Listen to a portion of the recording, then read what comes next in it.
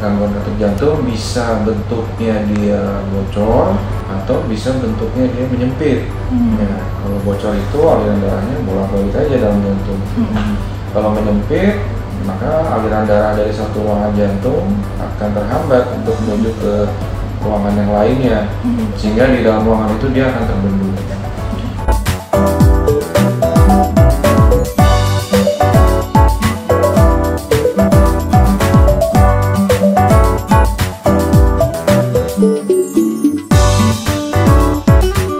Selamat pagi Sobat Hermina, dengan saya Dr. Afi. Hari ini kita akan bincang-bincang dengan Dr. Bono, spesialis bedah toraks dan kardiovaskular, tentang gangguan katup jantung. Selamat pagi dokter. Selamat pagi. Ya, dokter gimana, sehat? Sehat, syukur. Oke, alhamdulillah. Dokter, kita hari ini mau berbincang-bincang nih dok tentang penyakit gangguan katup jantung. Biar sahabat Hermina di rumah pada tahu nih dok, apa sih dok penyakit gangguan katup jantung ini? Ya, jadi seperti kita tahu jantung itu mempunyai 4 katup, ya, 2 di kanan, 2 di kiri. Nah, masing-masing katup itu bisa terkena penyakit, ya.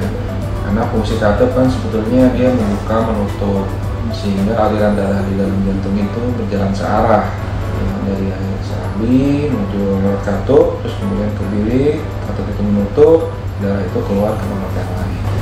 Nah, kalau katup aorta dan pulmoner itu dia mengalirkan darah ke seluruh tubuh, ya, untuk merawat darah ke seluruh tubuh dan ke paru. Dia mencegah supaya darah dari paru dan seluruh tubuh tidak balik lagi ke dalam jantung. Jadi kalau ada gangguan pada katup jantung, nah itu yang kita sebut ada penyakit katup jantung. Memang tidak semuanya parah. Gangguan katup itu bisa mulai dari yang ringan, sedang, hingga berat. Untuk gejalanya sendiri itu biasanya gimana sih dok? Biar sahabat-sahabat Hermina di rumah tahu nih dan aware gejala-gejalanya. Ya, jadi karena tadi fungsi katup jantung itu mengalirkan darah searah, ya. Kalau terjadi gangguan, kalau berat ya gangguannya sedang dan berat, tuh mulai pasien merasakan ada keluhan. Jadi gangguan katup jantung bisa bentuknya dia bocor atau bisa bentuknya dia menyempit. Ya, kalau bocor itu aliran darahnya bolak-balik aja dalam jantung. Kalau menyempit, maka aliran darah dari satu ruangan jantung akan terhambat untuk menuju ke ruangan yang lainnya, sehingga di dalam ruangan itu dia akan terbendung. Nah, jadi masing-masing kelainan katup jantung itu menimbulkan keluhannya yang berbeda-beda juga pada pasien. Tapi umumnya awalnya pasien itu biasanya merasakan sesak. Sesaknya itu karena aktivitas berat, ya. Apalagi kalau misalnya pasiennya dia biasa olahraga, ya. Biasa dia lari 5 kilo, 7 kilo, 10 kilo. Nah, saat ini merasakan dia cuma bisa lari 3 kilo, sudah mulai sesak.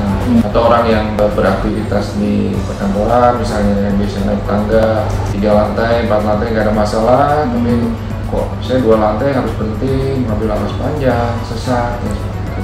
Jadi ada penurunan fungsi napas sebetulnya, kapasitas fisik dari pasien. Nah, terus kalau itu dibiarkan nanti mulai itu gejalanya tambah ke organ yang lain. Entah dari mulai dia gangguan irama jantung juga sering, ya. Jadi pasien itu sudah mengeluhkan sesak napas lama tapi tidak diketahui, tidak kontrol. Lama akhirnya terjadi gangguan irama jantung. Kita kan sehari-hari merasakan irama jantung kita tidak normal, ya, bahkan kita tidak merasakan ada denyut jantung sebetulnya, ya. Biasa kok dia merasakan denyut jantung saya kok tiba-tiba cepat, Deg-degan gitu ya dok? deg-degan, orang bilang kok deg-degan gitu, ya. Terus debarannya bahkan beberapa orang merasakan, apalagi sekarang kalau orang yang sudah menggunakan smartwatch itu, ya. Iya, Ya kan sudah ada bisa rekamannya itu, tapi rekamannya kok tidak teratur, itu bisa juga merupakan gejala.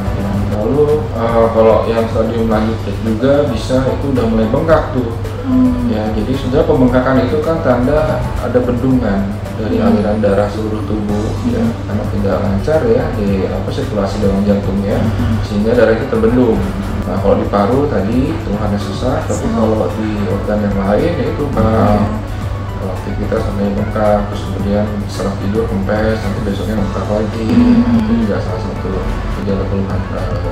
Bisa juga bendungannya di hati. Hati kan organnya di perut bagian atas nih. Nah, itu biasanya pasien mengeluhkan begah, ya, makan sedikit aja sudah mulai kenyang, perutnya kok kembung terus, begah terus, ya. itu karena hentinya sudah mulai membengkak.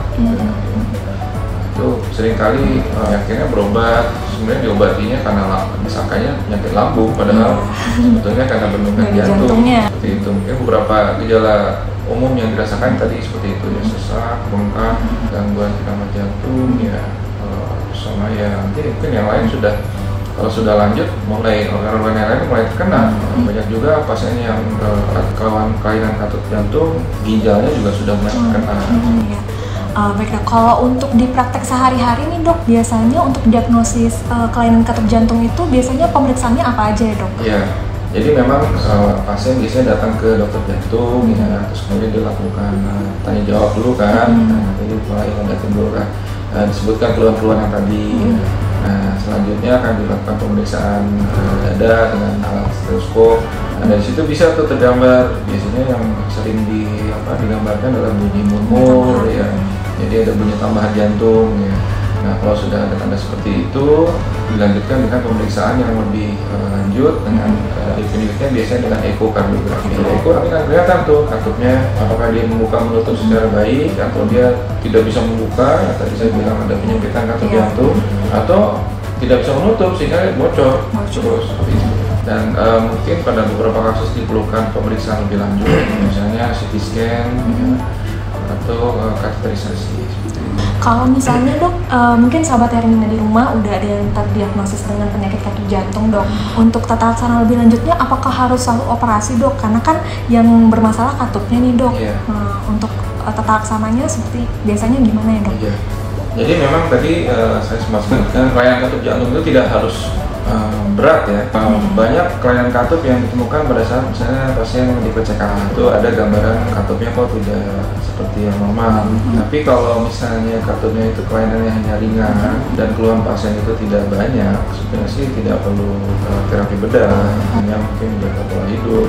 Karena umumnya banyak yang pasien yang katup bocor itu karena hipertensi ya, darah tinggi yang tidak terkontrol. Nah itu mungkin harus dirubah, jadi harus mulai mengkonsumsi obat darah tinggi atau mengatur pola hidup ya, tensinya supaya dia tidak terlalu tinggi, tetap normal seperti itu. Tapi memang kalau kelainan katupnya itu sudah sedang, apalagi ke arah berat, memang umumnya harus dilakukan operasi. Ada beberapa kasus yang memang tidak bisa dilakukan dengan terapi yang advance, yang tidak operasi ya, tapi itu porsinya masih tidak banyak. Memang umumnya kalau kelainan katupnya itu sudah sedang berat menimbulkan keluhan pada pasien, memang sampai saat ini terapi umumnya adalah dengan operasi. Kalau untuk saya pernah baca dok, untuk terapinya ini ada yang dengan kateterisasi aja dok. Itu kapan ya dok? Pasiennya bisa dengan kateterisasi aja, kapan dengan tindakan operasi dok? Iya. Jadi kalau tindakan yang sudah artinya umum ya dilakukan secara dengan jumlah banyak ya, di Amerika, di Eropa gitu, kalau di Indonesia mungkin belum banyak juga. Itu untuk kelainan katup mitral ya, jadi ada yang kelainan katup mitral itu bocor, terus kemudian melalui prosedur kateterisasi itu bisa dipasang klip itu ya, disebut mitral klip. Namun memang secara evidence-based, secara guidelines, terapi itu memang baru diperuntukkan pada pasien-pasien yang sudah tidak sanggup operasi. Karena persyaratannya banyak untuk bisa dilakukan prosedur mitral klip ya, tadi itu. Jadi dari anatomi katupnya sendiri, kelainannya harus yang seperti apa, terus kondisi pasiennya seperti apa, itu memang spesifik.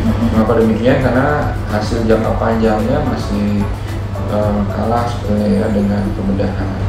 Jadi untuk bocor katup seperti itu takutkan dalam beberapa tahun yang tidak terlalu lama, 3 atau 5 tahun, itu beberapa sebagian persen dari persentase dari pasien itu udah bocor lagi.